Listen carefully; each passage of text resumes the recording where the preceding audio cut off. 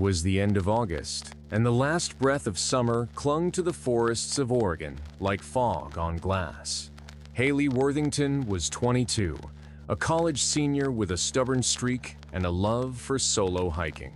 She wasn't reckless, she was methodical, confident, always prepared. That weekend, she told her roommate she needed one last escape before the semester began.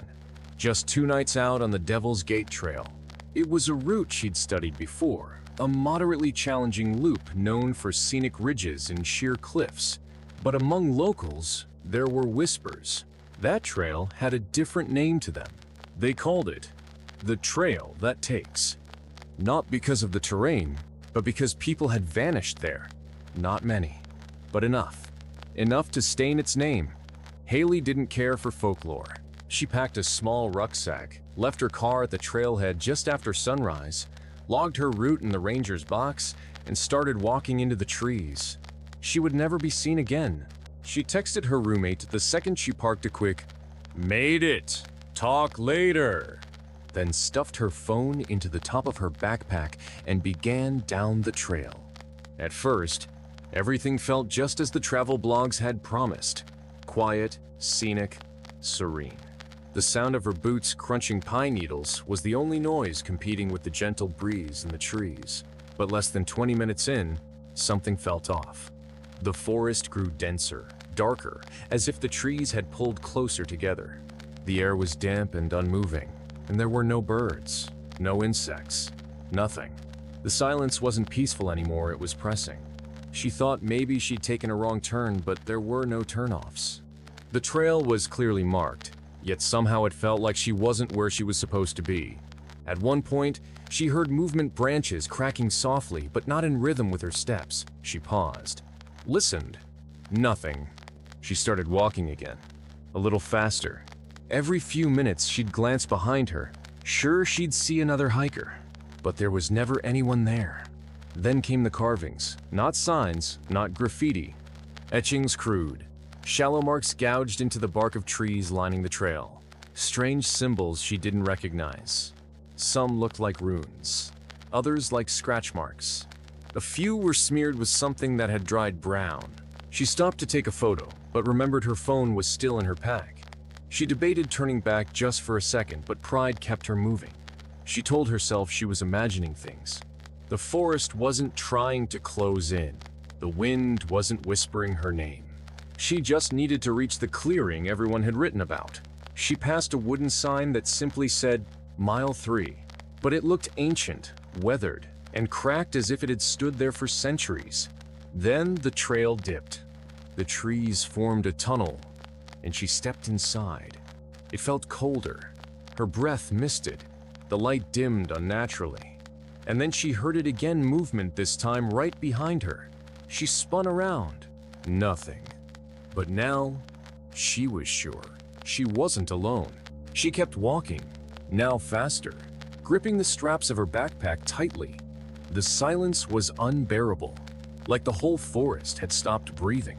Then ahead, the trail split, even though no map had shown a fork. One path was overgrown, barely passable, but something about it tugged at her. A low hum filled the air. Not mechanical, not natural, just wrong. She chose the main trail, trusting instinct, but after a few minutes she realized something terrifying. She had already walked this stretch. The twisted tree with 3 trunks, the moss-covered log, the carved Mile 3 sign again. Her heart dropped. She turned around and walked back the way she came. 5 minutes in the sign again. Mile 3. She was trapped. Somehow, she was looping in a place that didn't obey space. The whispers returned real this time. Not imagined, barely audible, like someone calling from behind trees just out of view. This way. Almost there. She dropped her bag. She needed to run. She bolted off trail, lungs burning, branches clawing her arms. The forest blurred around her like it was alive, shifting, reacting. She tripped on a root and hit the ground hard, rolling down a slope into a small hollow surrounded by trees, and there, at the center, was a stone circle. Ancient broken stones arranged with purpose. Animal bones scattered around. and a single tattered scarf that she recognized her roommate's, the one who'd vanished on a solo trip 2 years ago. She fell to her knees. It wasn't just a place people disappeared, it was something that took them. And it remembered. From behind her came footsteps. Slow, deliberate, getting closer. She didn't turn around. She couldn't.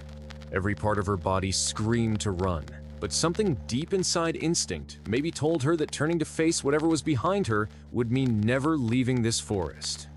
The air felt thick now, charged, like the second before lightning strikes. She stood up slowly, grabbing the scarf and clutching it to her chest. It was still warm.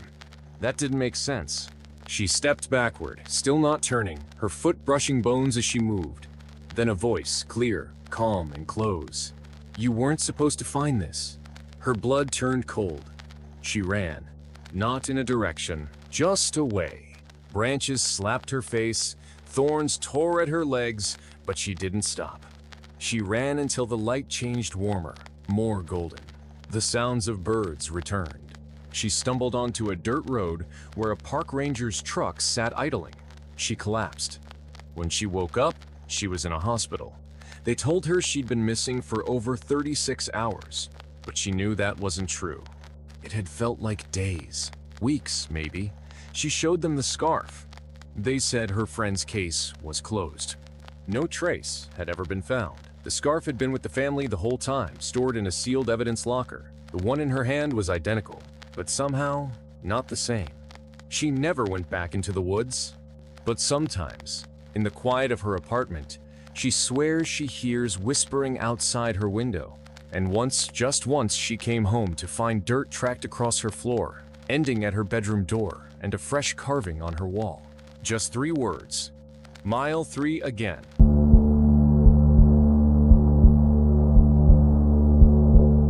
She wasn't the type to just disappear. That's what everyone kept saying afterward, friends, family, coworkers. It's the kind of thing people always say. But in her case, it really was true. Clara was predictable in the best possible way, organized, punctual, and grounded. At 27, she had a routine down to a science. Wake up at 6:45, coffee at the same corner cafe, work as a medical transcriptionist by 8, 0, home by 6, 0, usually with a takeout order and a novel in hand.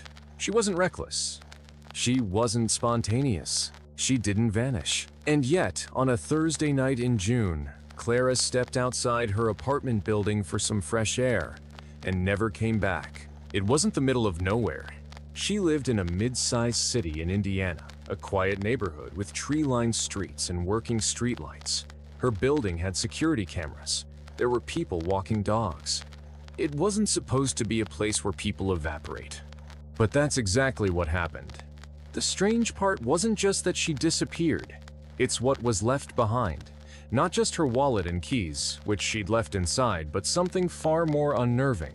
A message, burned into the air like a whisper no one could quite catch. A presence felt in the days before, and a pattern that wouldn't be understood until much, much later. She had told her roommate Lacey just minutes before that she needed a breather. The apartment was warm, stuffy from an earlier thunderstorm, and Clara had been rubbing her temples from what she called a pressurized headache. Lacey was brushing her teeth, distracted, and just called out, "Okay," through a mouthful of toothpaste. That was the last time she ever heard Clara's voice. At first, it didn't seem strange. Clara often sat on the steps out front with her headphones or paced around the block once or twice. But when 15 minutes passed, then 30, then a full hour, something shifted. Lacey walked outside. No sign of her. She walked down to the corner, even around the block. Nothing. She texted. No reply. Clara's phone was still on the charger in her bedroom. Her shoes were still by the door. She had stepped out barefoot. No jacket, no purse, not even her inhaler. That's when the dread set in.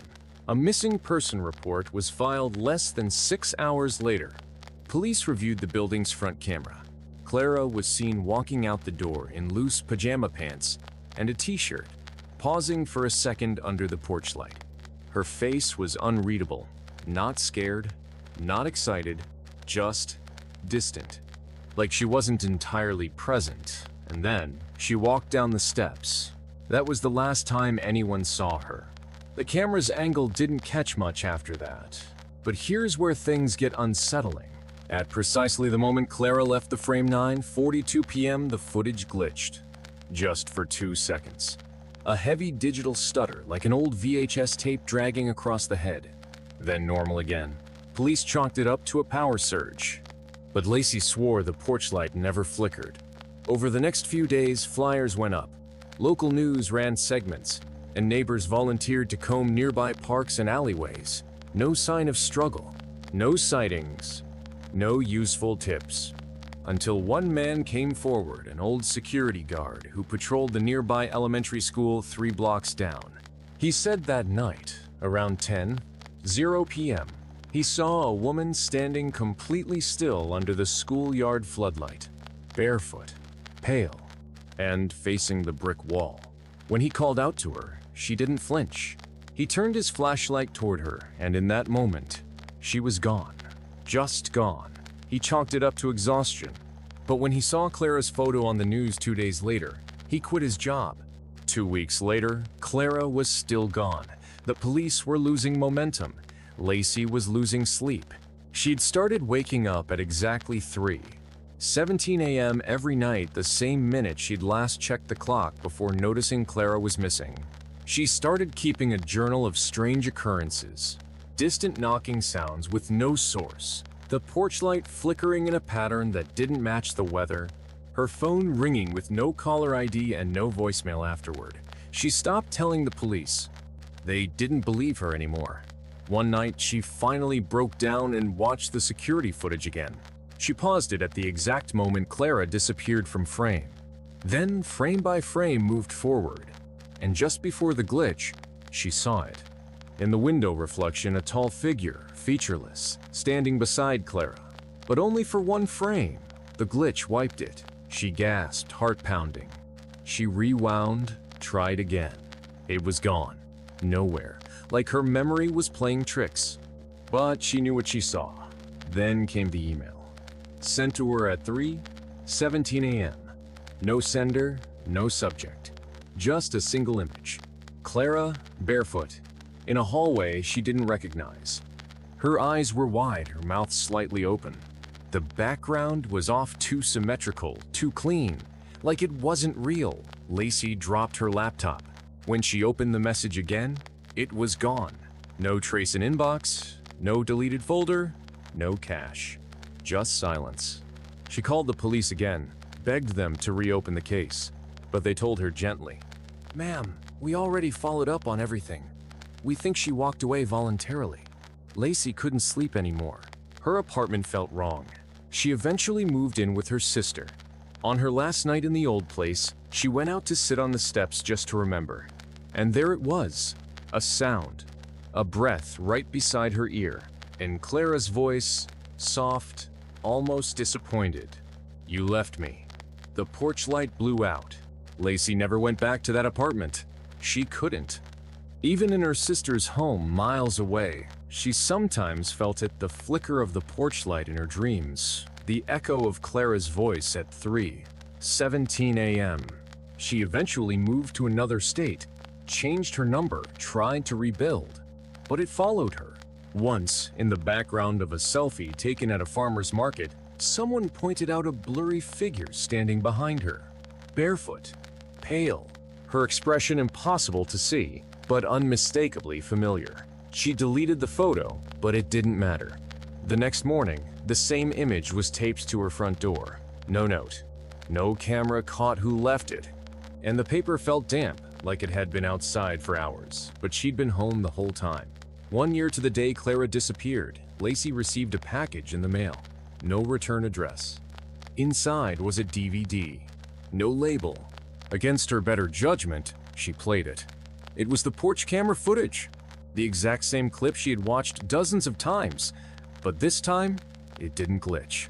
This time, Clara turned around right before walking off screen. She looked directly into the camera, into Lacey, and whispered something. Lacey turned up the volume to maximum, but the sound was too faint. She pressed her ear close to the speaker. Then she heard it. "I'm not the one who disappeared." The screen went black. Her apartment lights dimmed for a split second. And from that day on, Lacey never watched surveillance footage again, because she was afraid of what might be looking back.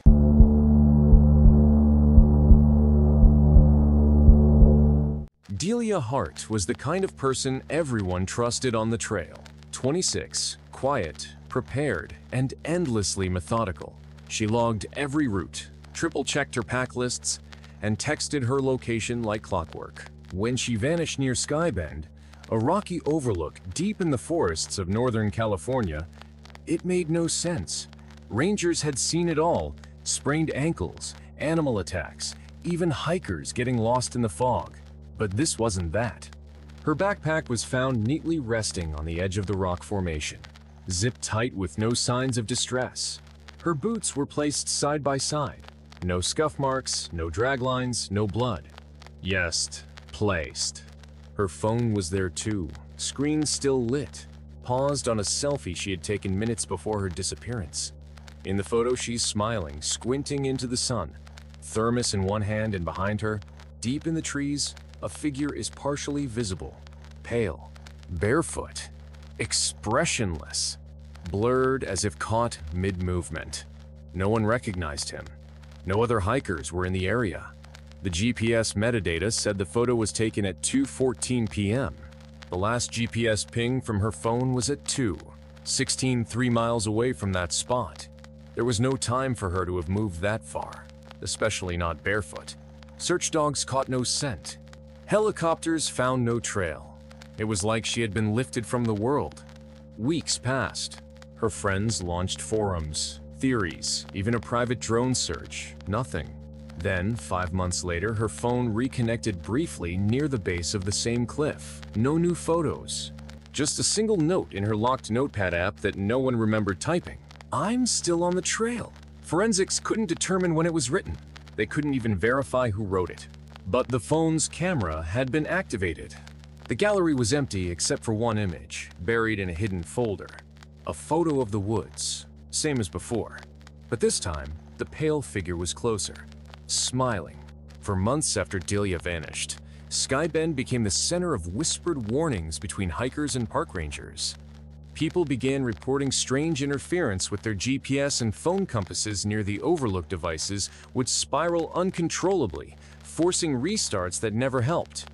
Rangers dismissed it as solar interference until one veteran volunteer named Greg Beeman hiked the trail solo in late October. He was meticulous like Delia. He'd read every forum thread about her case and even printed a copy of her last known path. He reached the overlook by early afternoon and set up camp just below the ridge, determined to observe the site overnight. At 1:22 a.m., his emergency transponder sent out a ping for just 6 seconds before cutting off. When the search team arrived at dawn, his tent was intact. Nothing was missing. His fire was out but warm. His boots were inside the tent. His phone was recording when they found it, propped against a rock. Video paused at the 1:21 a.m. mark. In the footage, Greg pans slowly toward the cliff edge and says, "I think I see it." There's a faint sound like a deep sigh, not human, more like pressure being released. Then a flicker in the shadows. Trees bending ever so slightly inward toward a point. A white blur enters frame from the left, and then darkness. No sound, no final moment, just static. Rangers were forced to redact the footage, claiming it had been corrupted. But a copy leaked online. It's grainy, barely visible. But if you slow it down at the last second, something stands just beyond the tree line. Too tall, limbs angled wrong, watching. The footage of Greg's final moments spread through dark web forums and cryptid subreddits, spawning theories from interdimensional rifts to ancient forest spirits. But for locals, especially park staff, it became something unspoken. Skybend was unofficially closed after another ranger, Melissa Keene, suffered a breakdown during a routine inspection and was later found wandering barefoot on the road, muttering, "It didn't want Greg, it wanted her. It followed her first." When questioned, she couldn't explain who her was. But when she saw a photo of Delia Tanner, she began screaming. That winter, Hikers reported seeing a woman in bright orange gear walking along the upper ridgeline, always out of reach, always in places inaccessible by trail. She'd vanished the moment someone tried to approach, and when drones were sent up to verify, their cameras cut out in midair. One particularly brave ranger left a trail cam hidden in the trees overnight, facing the overlook. The footage the next morning was blank, except for the final 5 seconds static cutting in and out. Then an image of Delia standing at the cliff's edge, slowly turning her head, looking directly into the lens. Her mouth moved, but there was no sound. The last frame showed her eyes completely black. It wasn't just a missing person anymore. Whatever she had encountered, it hadn't just taken her. It had become her, or she had become it. Locals said the forest had always been strange, but now it felt aware, watching, and waiting. Months passed. The national park quietly altered trail maps, rerouting paths away from Skybend without explanation. Greg's family never stopped searching, even when Delia's backpack was found not by hikers, but mailed anonymously to a local sheriff's office, containing her journal, a rusted compass, and a torn map of the trail with "Do not look for me" scrawled across it in red marker. The handwriting matched hers. Greg's body was never recovered, and neither was Delia's, officially. But hikers continued to report strange things. Whispering voices on the wind calling their names, GPS devices glitching only near Skybend, and worst of all, an overwhelming urge to walk toward the overlook as if in a trance.